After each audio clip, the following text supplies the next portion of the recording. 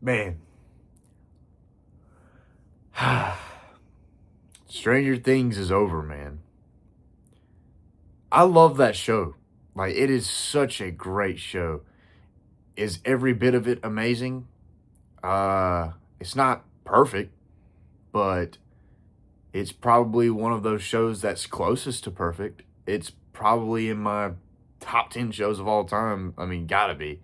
It's just so well crafted. And it's a love letter to a time in which I wish I grew up. Okay. Um, I love just about everything from the 80s, like from aesthetics to music, um, to the shows, the movies, um, which is what a lot of this show is based on. And seeing this show come to a close after, basically a decade is pretty insane. I think about whenever I first sat down and watched Stranger Things. I didn't watch it when it first came out, but we had a hurricane uh, that came through, and well, we weren't nowhere near the eye or whatever. We weren't really in too much of harm's way, but let's just say my entire county, was without power for a couple days and without utilities here and there. And my family and I, we were fortunate enough to still have power. In certain areas of the county, people had power. So we were one of the only ones that had power, and we had aunts, uncles, cousins, other people visit us so they could, um, get some light, charge their phones, take a shower without being completely in the dark. So, yeah, during that time, my cousin and I, we watched Stranger Things, and I mean, we binged it. He said, "Dude," he's like, "Have you seen it? You got to watch it." And I was like, "Yeah, okay." It was probably 8 or 9 o'clock one night, and after that first episode, I wanted to keep watching more and more and more. I think we watched 3 or 4 episodes in a row the first night. That's how much I love that show. And to watch the cast grow up is also so bittersweet because you remember them as the little boy or little girl from season one. And now they're grown up, and I know that it's corny because, I mean, obviously they're grown up. They're all doing their own thing now, like even in real life, and that's awesome. But seeing that through a show, it just does something to you. And I'm going to try to keep this, spoiler free for the most part, and then I'll get into spoilers at the end of the video. But this was a great finale, okay? And I know the episode before last was not one to write home about. It was very slow. There were a lot of controversial things, controversial scenes, things that people deemed unnecessary. I get that. But now that we made it to the finale, I, dude, it was well crafted. Very well crafted. My only and only critique, and even with it being 2 hours long, some scenes felt rushed. Maybe that was just me. But again, that was super impressive. What they did was very, very impressive. I think they wrapped it up nicely. And there are some great visuals in this episode. There are some awesome things that happen. But honestly, where this episode shines for me is that last like 10, 20, 30 minutes of the episode. It is so heartwarming, but sad, uh, hopeful. So many emotions I was feeling, and I was trying to hold back tears, but there was one scene that really got me. Okay, and it's not what you think it would be. You know, it's just the thought of it. And it really, really got me because I don't know if anybody else will cry at this or the same reason, but it like hurt. And I watch a lot of shows like this, and I'll be dead honest with you. I'll let you know what like movies and shows I have cried at uh in recent times. Like Transformers 1, I shed a tear. Uh the D16 and Orion Pack scene, if you know what I'm talking about. They just did it well. I I couldn't help it. Across the Spider-Verse, whenever Miles Morales is talking to his mom on the balcony before he goes after Gwen, uh, that scene got me, man.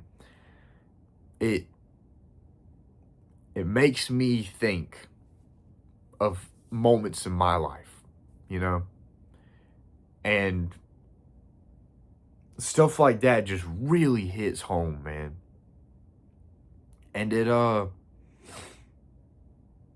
it makes you reflect on yourself, in a way. And I know this is corny and I'm going really deep into this, but like that's what this finale did to me, especially towards the end.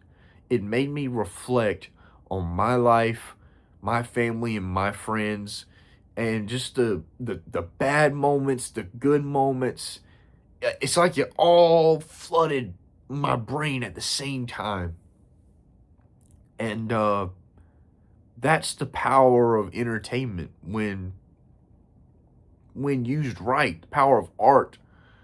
Uh it hits you emotionally sometimes, And I think that all of the characters had a moment in this season. Some more than others, but whenever you have a cast of like, you know, pushing, 15 to 20 main characters now, it's kind of hard to give everybody their spotlight. But I will say it was very nice to see certain characters like basically get their closure and their ending. And I guess that'll lead me into spoilers because I don't want to yap too much about it. But I guess I'll get the negatives out of the way first. Even though they're not really big negatives, it's just things that I would have rather seen. Like I do think, so spoiler warning, I'm going into spoilers. I don't mind that a lot of things are moving super fast in this episode, even though I just said some things move kind of fast. The pacing is definitely that first half of the episode is bam, bam, bam, bam, bam. They're one thing after the next, which is awesome. Reminds me of Star Wars. But once they get to Vecna and we see the the giant figure turn into the Mind Flare, the giant kaiju Mind Flare. I think they took that thing out way too fast. I mean, I know that they have experience. There's 5 seasons worth of them fighting these monsters, but that was quick. They packed them up quick. And even the fight between El and Vecna, I thought that was somewhat quick. I mean, it was awesome. Don't get me wrong. I loved the whole scene. It's just after it was finished, I was like, is that really it? Like, is that? I was like, they packed them up. They were not, they were not playing around, which is kind of a cool thing as well. So I kind of have mixed feelings about it, but that was probably one of the big takeaways for me. I also don't like whenever shows and movies tease you with somebody's death in like I don't want to say corny way, but like whenever Steve's about to fall off the tower and he goes, ah, and then they slowly show his finger slip because everybody's like, oh, Steve's gonna die, Steve's gonna die. And then you see, and then Jonathan, bam, grabs his arm. I got you. Like, cool, but also like, I don't know, stuff like that just, I don't know. It's like, was that necessary for you to make it? I don't know. I mean, it was, but at the same time, as much as I thought it was kind of corny, it gave him and Jonathan a great moment. So I can't be mad whenever it's used for great moments after that. So him and Jonathan were talking, and they basically come to terms with themselves as friends, but also their feelings towards Nancy, which I thought was great. A great scene.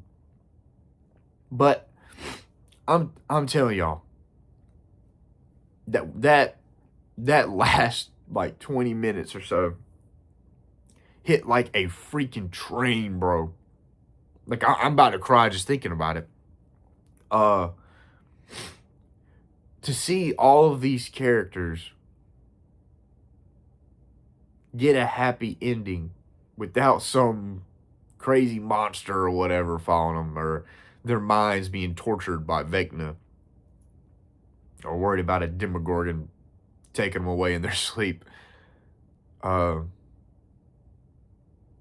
it was nice, and seeing the gang graduate, Dustin pull his stunt for Eddie. It was really cool.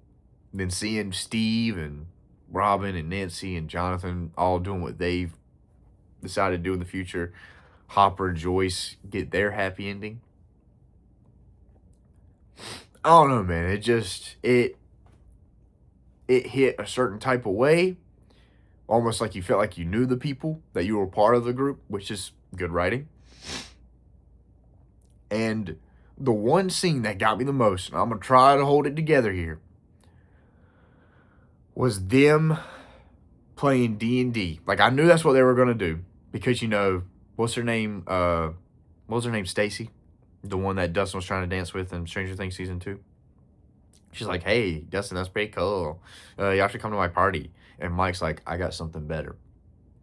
And, they go back to his house to play D&D. And I thought him and Hopper having that conversation on the bench in front of the library would have got me. But it didn't. I mean, I was definitely watery, but that wasn't the scene that got me. The scene that got me was them playing D&D, and whenever they beat the campaign, Max says, you're this masterful or expert storyteller. Like, is that really all you have? Everybody lives happily and peacefully with gold. And then Mike gets like, man, he gets so serious. Because, because they do a time jump. The 18 months before them playing that game, they watched Elle disappear in the Upside Down. Or right there at the gate. And he gets real serious. And he's talking about Max and Lucas, about their relationship and how their love grows stronger and stronger by the day. He points over to Dustin. He's like, he's going to be studying hard at college. And, they show scenes of them in the near future. And he says, Dustin, you're going to be studying hard, but you're going to make time for the fun trips. And Steve comes to pick Dustin up. And then he gets to Will. And he's like, even though he's away in another place, he's found his people. And then she asks, what about Mike? Or what about the storyteller? And he talks about how he'll continue to write the stories that they went through, even though nobody will believe them. But there's one story he can't tell, and that's about the mage, which is 11.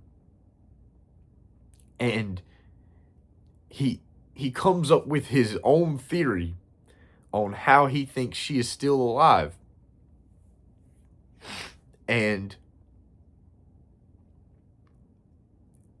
it was basically all of a stunt to make it look like she was gone, but she's actually in a faraway place, in a village that can't be tracked. The military can't find her there. She's wiped away from existence to the known world. And he says he chooses to believe that she's there. And they all go around the circle and say, I believe. So, even though it's not clear whether she's actually alive or not, the fact that they all believe that she got the ending she deserved, even though it's not with them, she continues to live on. And that's like life in a way. Like when we lose people, it's hard to move on. It's hard to accept, but we know that they're in a better place. And we know that they continue to live through us. And I think that was top notch. And then what really broke me, even more so than that, was when they put their books back on the shelf. The game is over. And they all, they all go upstairs to have dinner with Mike's family, while you see Holly and all of her friends run down. And Mike looks back and he sees his friend group and her group as they're first learning Dungeons and Dragons. And he just goes through the door. And that's it. It's like the perfect symbolism of growing up.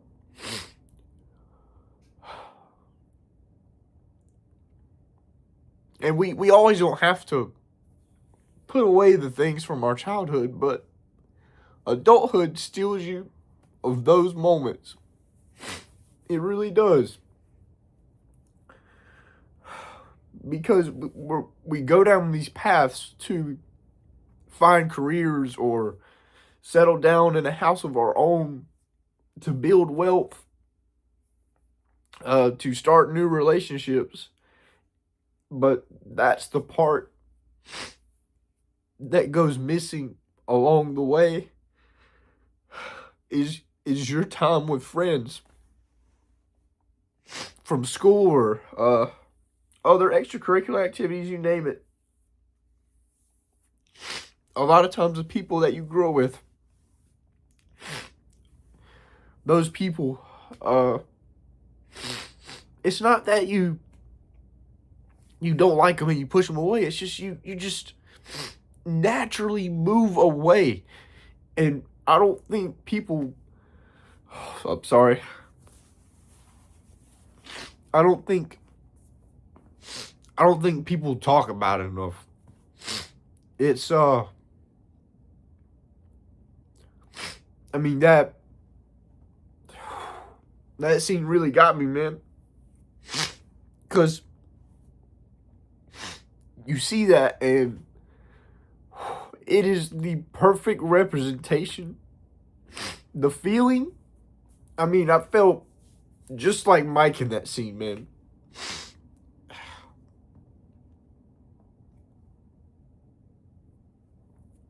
And I've always heard, my parents would tell me, people come and go in your life. And it's so true, man. Like, even though you know them and they live 10 minutes down the road, they come and go. You might not talk with them again. And you can reach out, I'm not saying you can't talk to them, but it'll never be the same. And that goes with the other moment that almost had me in tears, is when Robin's talking to Steve and Nancy and Jonathan, and she says, "I love my new friends. I love where I'm at. But it's just not the same. It's just not the same."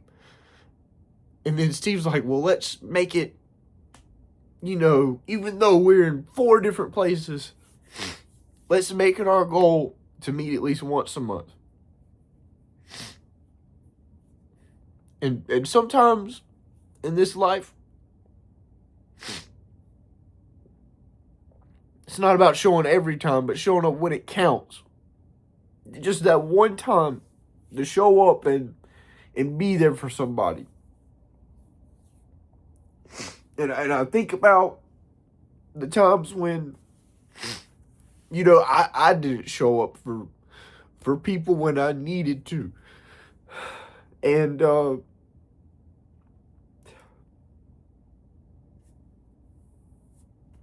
man, I'm like a baby right now. Whew. It, you think about that stuff, man. When you see stuff like this, and it